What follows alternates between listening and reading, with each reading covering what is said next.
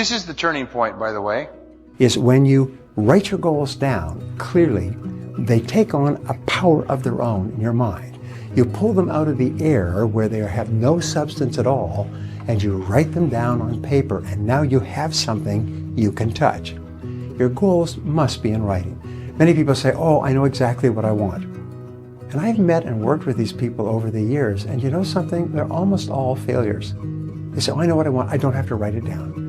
Yes, you do, because until you start writing, we find that there's an incredible connection between the head and the hand. And when you start to write goals, you'll be absolutely astonished what comes out on the paper. And when you write a goal down, you engage in what is called a psychoneuromotor activity. You activate your visual powers, your audio powers, and your kinesthetic powers. And whatever you write down, you actually program straight into your subconscious mind, where it starts to work 24 hours a day. Great stuff, let me tell you. Only 3% of Americans have written goals. And you know something? Everybody works for them. Everybody works for people who have written goals. People say, well, geez, I wish my life was better. Show me your written goals. Well, you don't have any written goals. Then don't tell me you wish your life was better, because you're lying to me and you're lying to yourself, because you really don't want to improve your life if you've been told 1,000 times you've got to have written goals and you don't have any. People who are living their lives without goals are shooting themselves off at life and certainly hoping something good runs into it. So make it clear, make it specific, make it objective, and make it measurable. You can't hit a target you can't see. You can't achieve a goal that's not measurable and attainable. Now the fourth key is determine all the reasons why you want the goal. Remember what Friedrich Nietzsche, the German philosopher, said, a man can bear any what if he has a big enough why. If you want it badly enough, you can overcome anything. And that's the real test. You see, the test of working toward a goal is not when things are going along just sweet and hunky-dory. The test of a goal is when everything goes to hell in a handbasket. When the world falls apart, when you hit the inevitable crisis after crisis after crisis, and everything that you expected takes 2 or 3 times longer, costs 2 or 3 times as much, and you are assaulted on all sides, and everybody you depended upon lets you down, and you're there trying to drain the swamp, but you find yourself up to your you-know-what in alligators, and that's when you have the testing time. This is the testing time. This is nature's way of saying, okay, big guy, how serious are you? Work on your list of whys. One of the big thrusts for success is to come up with a strong enough why. In leadership training, here's what we learn. If the why is powerful, the how is easy. I'm asking you to go home and work on the why. And you're the only one personally that can answer that question for yourself. You've got to have your own list of whys. I still remember this one woman came up to me in a seminar, very, very arrogant. I've decided to be a billionaire in 1 year. And I said, well, that's a pretty big goal. She said, well, you said you can have any goal you want. I said, yes, but it has to be realistic. And, well, what do you mean? It has to be an achievable goal. I said, well, what are you working at right now? She said, well, I just got fired for incompetence. I said, how much money are you worth? She said, well, I'm broke. I had to borrow money to come to this seminar. I said, and you expect to go from zero, broke, incompetent, to $1 billion in a year? You can't go from broke to buckets of money. You have to demonstrate that you can be master over small amounts of money, that you can take the money and that you can hold on to it and that you can save it and that you can invest it and that you can deploy it. If you do that with small amounts of money, you'll get bigger amounts. By a law of attraction, you'll attract more money that you'll be able to carefully invest and deploy and put away. And as you do that, you'll attract more money and you'll earn more money. In other words, you have to walk before you run. Remember the reality principle. What's the reality? What is the reality? If you want to lose weight, what do? You get on the scales and you weigh yourself and you honestly admit, this is where I am. If you want to be fit, you go down and you take a fitness test. If you want to become financially independent, you do an analysis of what you're truly worth. And you don't give yourself bonus points for your scrapbooks from high school. This is worth at least $10,000 because I love it, you know. Number 6, set a deadline. Now, your subconscious mind uses deadlines as forcing systems. They drive you consciously and unconsciously toward achieving your goal on schedule. Anais Nin once said that your subconscious can work against you because when you set a big goal, you're disrupting your subconscious. So your subconscious mind will tell you that it's not possible and will attempt to sabotage you. And you know the way your subconscious mind sabotages you? It tells you, you can't achieve this goal. You don't need to write it down. It's okay as long as you know what it is. If your goal is big enough, set sub-deadlines. If you want to achieve financial independence, you may set a 10 or 20-year goal and then break it down year by year so that you know how much you have to save and invest each year. So a person says, well, what if you set a goal and you don't achieve your goal by the deadline? It's just a guesstimate that enables you to focus. You say, we'll be at your house at 8 o'clock. That's your focus. You may get there at 5:02 or 5 after, but you've got a deadline. You've got to focus. We cannot live without deadlines. If for some reason you don't achieve your goal by the deadline, simply set a new deadline. There are no unreasonable goals, only unreasonable deadlines. Number 7 is identify the obstacles you will have to overcome.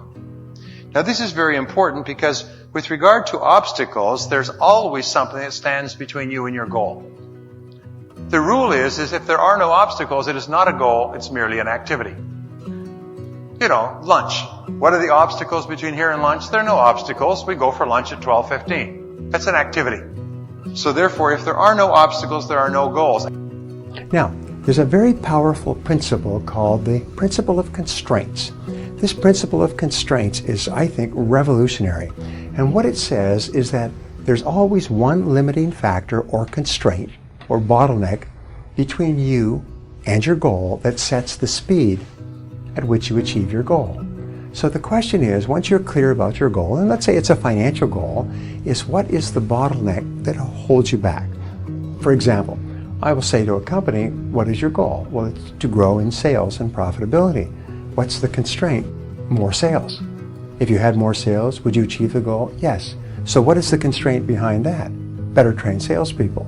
Maybe it's better products and services. Maybe it's better pricing. Maybe it's new markets. But keep asking, what's holding you back?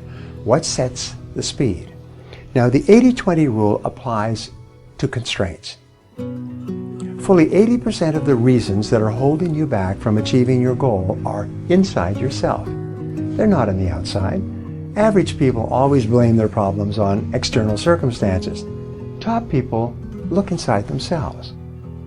The things that are holding you back are usually the lack of a skill, the lack of a quality like self-discipline, or the lack of a particular knowledge or skill, all of which you can learn or acquire. Only 20% of the reasons you are not achieving your goals are on the outside, so always start with yourself. Number 8 is to identify the additional knowledge and skills that you'll need to achieve your goals. You know, of course, that whatever your level of knowledge and skills is today, it's rapidly becoming obsolete and it has to be replaced and upgraded quickly. Remember, to achieve a goal that you've never achieved before, you will have to develop skills that you've never had before. You'll have to do things that you've never done before. So what are they? And here's the great breakthrough thought that changed my life at the age of 23, is that all business skills are learnable. Especially, here's the question, ask yourself, what one skill, if I was absolutely excellent at it, would help me the most to achieve my goal? What one skill? And this is one of the greatest questions of all. This is the life changer for me. What one skill? What one skill? And if you can imagine you could take a magic pill or wave a magic wand or buy a hypnotic program and play it all night, and the next morning you'd wake up and you'd be absolutely excellent at any one skill. What one skill would have the greatest positive impact on your life? What one skill would help you the most to achieve your most important goals? And you know, the great thing about this question is you know the answer. You know what it is. You say, woohoo, if I was good at that, I'd save myself years of hard work. People say, geez, it'd take me a week, a month, a year, 2 years to learn that skill. I know what it is, but so what? So what? I'm sorry, did anybody give you a guarantee, a little warranty certificate when you came out of the womb and saying, here's your warranty, guarantee, life is going to be easy for you. There's going to be flowers all along the way. No. Life has always been hard. Life will always be hard. You can make it easier, but life will never be easy. It'll always be hard. So don't expect things to be easy. Only no-hopers and thumbsuckers and people with no future expect things to be easy. If you expect things to be easy, you look for things to be easy. If you look for things to be easy, you'll never realize that to accomplish great things, you have to work hard. Number 9, make a plan. Make a plan. And plans are very simple because what you do is you just make a list. You start off with a list of everything you'll have to do. You already identified it. You know what the goal is. You've broken the goal down into sub-deadlines. You've identified the knowledge you'll require, the obstacles you'll have to overcome, the people whose cooperation you'll require. Make a list of everything you'll have to do and then organize the list, first of all, by sequence, which means what comes first. What do you have to do before you do something else? And then second of all, by priority, which is what is more important and what is less important. And once you have a list organized by sequence and priority, you have a plan. Now you have the two great requirements for winning. You have a goal and a plan. Now, does it take a little while to do this? Yes. But once you have the goal and the plan, the very act of completing them programs them into your subconscious mind. We, in our advanced coaching programs, we teach people to write down and create goals and plans. And then once they've done it all, 90 days later, they come back. I say, how many of you reviewed your goals and plans in the last 90 days? Most of them didn't do it. How many of you achieved your goals and plans? All of them. It's the most amazing darn thing because by writing them out, they've programmed them into their subconscious mind, which passes it off like a baton to the superconscious, which then works 24 hours a day to bring it into their lives. And the most remarkable coincidences occur.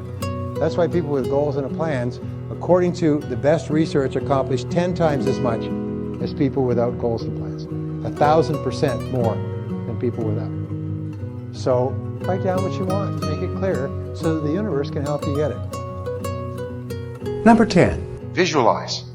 This is the most powerful faculty you have, is the ability to imagine your goal as already created. See your goal as a reality every day. Emmett Fox, who I mentioned before, wrote a book many years ago called The Mental Equivalent. Actually, it wasn't even a book, it was a pamphlet. And this little pamphlet is one of the most profound pieces of writing in history. It's just unbelievable. I'd read Emmett Fox for years, and someone came up to me and said, have you ever read The Mental Equivalent? I said, no, I've read all of his books. Well, it's not that easy to get, so I got it. And what it does is basically says is you have one responsibility to your universe, is to create within your mind the mental equivalent of what you would like to see on the outside.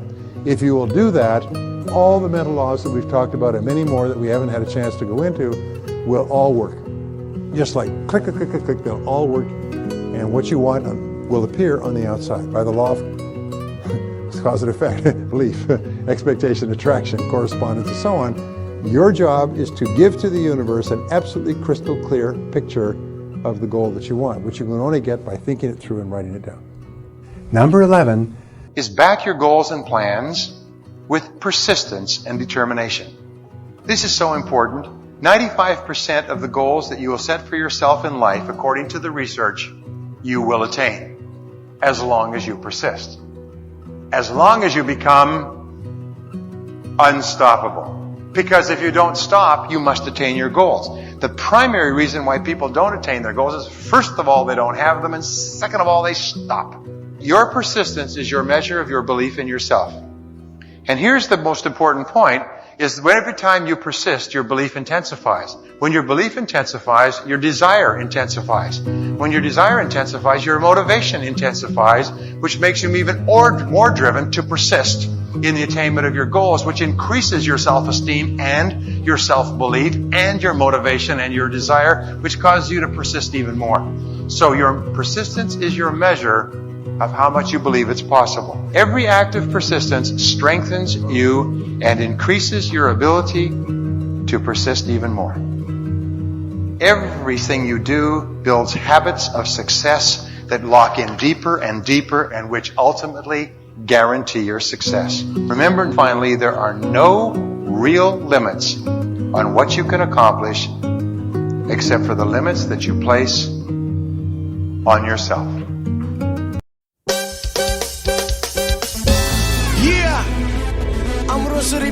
Promotional copy. Caché Royal, tagal.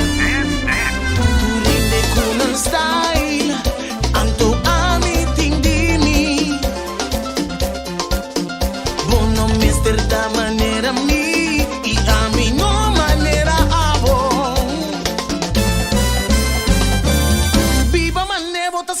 sheets.